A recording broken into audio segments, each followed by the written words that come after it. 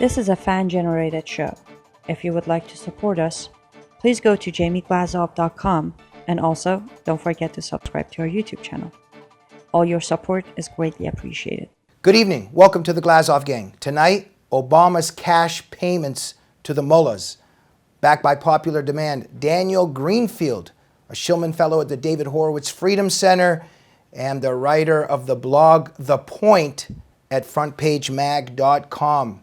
Best blog on the internet. Check it out, The Point. Daniel Greenfield, welcome back to the Glazov Gang. Thanks for having me back on, Jamie. So surprise, surprise, cash under the table to Iran. What do you make of it, Daniel? It really looks a whole lot like drug smuggling. You take money from a foreign bank in foreign currency, you ship it out on wooden pallets in an unmarked cargo plane. This is the sort of thing that really is associated with drug dealers, with assorted criminals, and apparently with the Obama administration. We knew that Obama was giving Iran $1.7 billion just as a payment. This was certainly pretty blatantly a ransom payment considering the timing of it. And really this is directly funding terrorism because Iran is, again, the state sponsor of terrorism. And beyond that, really, it's effectively an organizer and a distributor of terrorism. So there's American blood on Obama's hands. The reports, Daniel, say $400 million worth of cash. Now, we've got these 4 Americans released in January that were detained in Tehran, but the Obama administration at the time stated that the two were not connected, correct? Correct. They're still making that claim, even though we now have the exact timeline of the payment, which makes that claim a blatant lie. And that is why also the shipment of these wooden pallets stacked with euros were secretive. And am I correct in assuming that it's also illegal? It's illegal, certainly, to do it. It's technically illegal to do it with U.S. currency, so the Obama administration tried to bypass the law by using foreign currency. Again, obviously, this is still illegal because they're simply exploiting a technicality.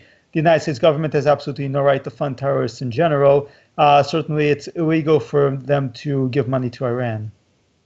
And the Obama administration is giving money to a regime that is involved in terrorism and also killing Americans. It has American blood in its hands. It's continued to take Americans hostage. Its militias continue to threaten America with war. They've dragged us into a war in Syria and Iraq. And they're continuing to develop weapons of mass destruction. So this is absolutely endangering American national security. It's endangering American lives. Wow, and this is what the commander-in-chief is doing. In a recent blog, Daniel, that you write about this matter, you're writing about how Obama says he doesn't want ties with ISIS, but, you know, Iran is what ISIS wants to be when it grows up, as Robert Spencer says. Why does Obama want ties with Iran? This is part of a process. He's had a history of backing Islamic terrorists. He's had a history of wanting to see these kinds of Islamic states evolve. He tried to do it with the Muslim Brotherhood. The Muslim Brotherhood could not hold up its end of the deal.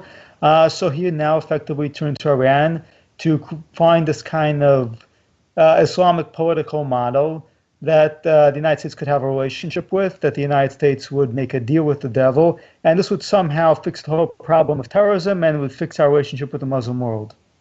Okay, one wonders how bad this can actually get. In your recent blog, Daniel, you write that since the cash shipment, the Revolutionary Guard has arrested 2 more Iranian Americans. Tehran has also detained dual nationals from France, Canada, and the UK in recent months. So what Obama is really doing is putting a price on Americans' and Westerners' heads. He's actually enabling and fueling more hostage-taking.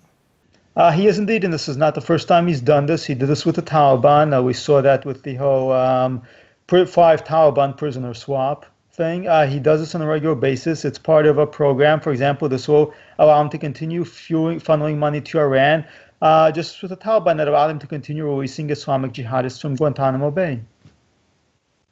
Your thoughts on how the media handles this, because in terms of when I put on CNN and MSNBC, et cetera, they're all laughing and they're so upset that that Trump made a little joke about wanting a baby taken out of some rally or something.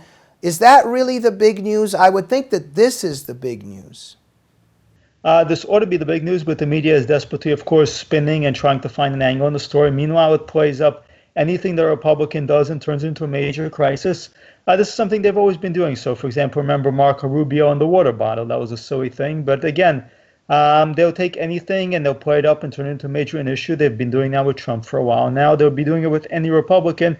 And the other half of the coin, obviously, is they're ignoring major scandals, major wrongdoing, even acts of treason by the Obama administration. And when you say treason, look, let's even for a minute, even though we should not forget, I'm just saying, hypothetically, forget Benghazi, the IRS scandal, this one. This alone, you argue just now and in your blog that it's treason. Would you say that even for this alone, the president should be impeached? Absolutely. This is a blatant act of treason. It's funding terrorism. And it's doing this in a very circuitous and illegal way. I mean, we're talking about a situation where the administration is basically acting like a South American drug smuggler. They're just loading foreign money into an unmarked plane and shipping it directly to terrorists. This is a blatant crime. Okay, I'll just use a little bit of a silly example, but just to make the point. Let's say some aliens visited us.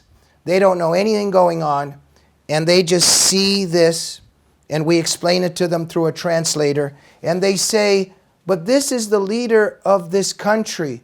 Why is he doing this to hurt this country and enable the enemies of this country? What would you explain to them? He has far more interest, far more solidarity with the enemies of this country than he does with the United States. I think we've seen that quite clearly over the years, over 2 terms of this.